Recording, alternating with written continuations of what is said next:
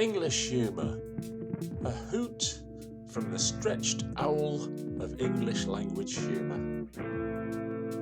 Part 10, the history and prehistory of Monty Python.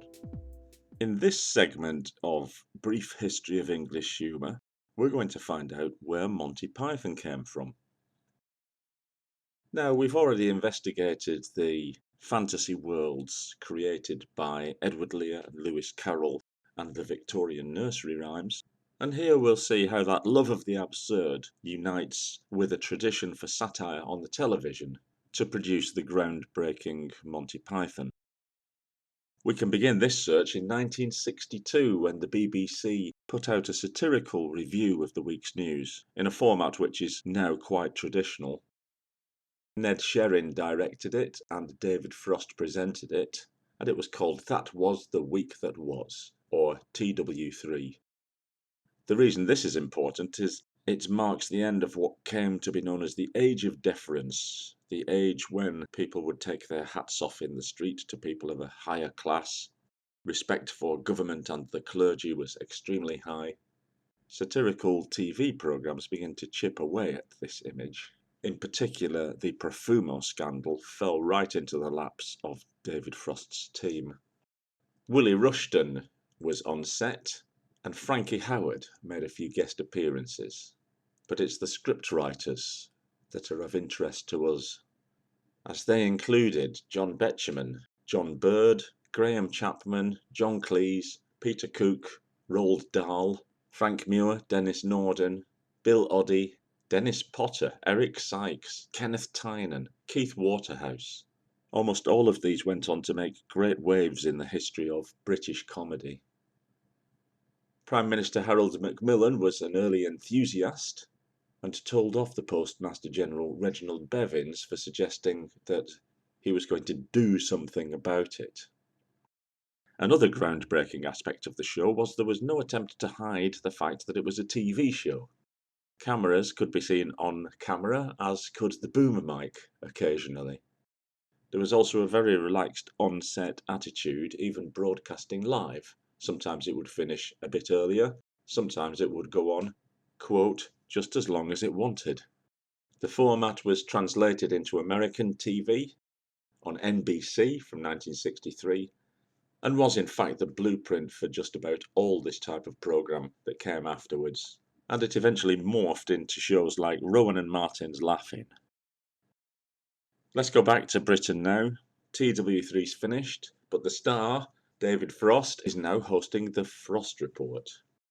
It was here that John Cleese and Ronnie Barker and Ronnie Corbett made their television debuts. Many of the TW3 team remained, and they were bolstered in the scriptwriting by Eric Idle, Terry Jones, and Michael Palin. And as was the way of things in those days, almost all the recordings are lost. So there we have one strand, and we've seen how the Pythons met. What was happening just before that? Well, here we have to look at a group known as the Cambridge Footlights. This wasn't founded in the 60s, as we might think, but in 1883, as an amateur dramatic group for the students, largely at Trinity College.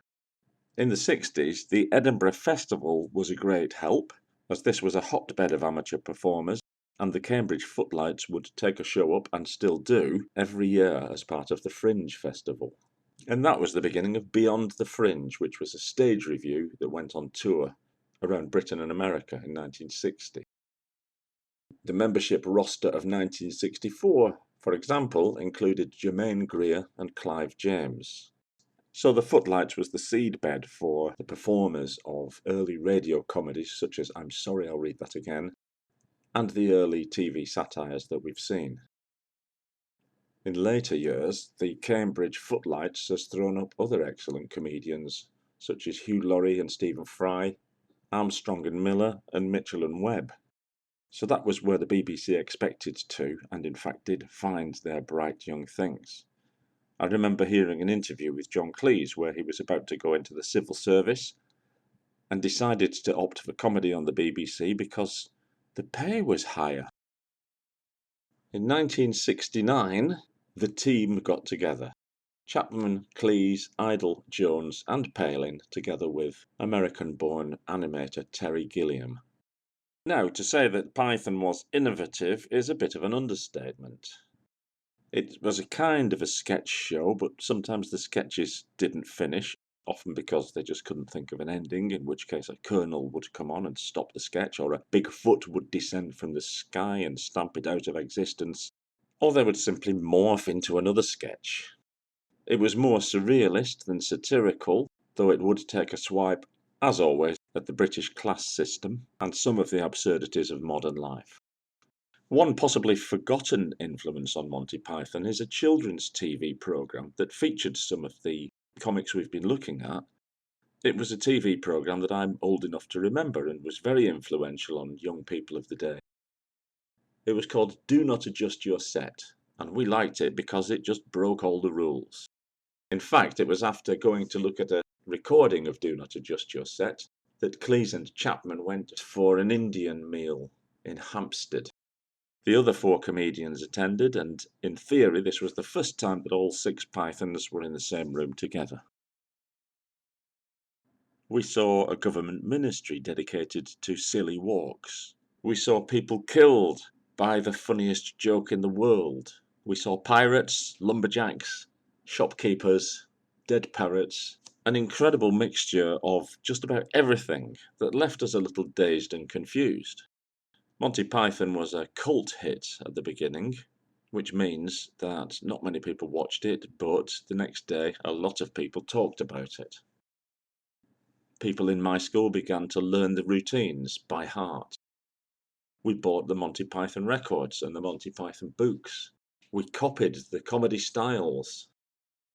They went to Canada and America, where unusually a British comedy team had great success. They'd also begun to look at Spike Milligan's work on Q, which was even more anarchic and even less deferential. But at the height of their success, John Cleese decided he wanted out. Thankfully, they've left some films for us still to enjoy. And now for something completely different, was more or less an attempt to put the TV sketches onto film, whereas Monty Python and the Holy Grail had a plot to it. And 4 years later, in 1979, the much-awaited Life of Brian was released. It's hard to imagine the furore that this caused now, as Jesus bashing is okay. But in those days, the film was seen as a full frontal attack on religion. In reality, it's simply one of the funniest films ever made. And we can thank George Harrison for that, as nobody was prepared to put up the money for it until George did. The production company Handmade Films was made specifically to put out this film. There then followed a live show at Hollywood Bowl in 1982, and the final film, The Meaning of Life, in 1983, which was more of a return to the sketch show format. Terry Gilliam went on to be a very successful film director.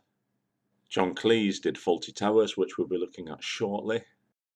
Terry Jones continued to write comedy, but died in January 2020. And Michael Palin went on to write successful TV documentaries and books, and children's books. Whereas poor Graham Chapman died of cancer in 1989. The list of people influenced by the Pythons would be immense, but among them Matt Groening, who created The Simpsons. He summed it up rather nicely when he said that he was influenced by Monty Python's, quote, high-velocity sense of the absurd and not stopping to explain yourself. And Mike Myers said, everything I've ever done can be distilled to at least one Python sketch. The fact that we call junk email spam is related to a Monty Python sketch. There's a fossil called Monty Pythonoides. Asteroids have been named after them. A mutant gene discovered by geneticists which causes mutant flies to live twice as long as normal ones is called Indy. I-N-D-Y. I'm not dead yet. A quote from Monty Python and the Holy Grail. And the song Always Look on the Bright Side of Life is resurrected on many an occasion, often when a football team loses. So there you have the birth, life and death and afterlife of Monty Python's Flying Circus. Now it's time to retrace our footsteps a little bit and look at another enduring radio and television format, the situation comedy.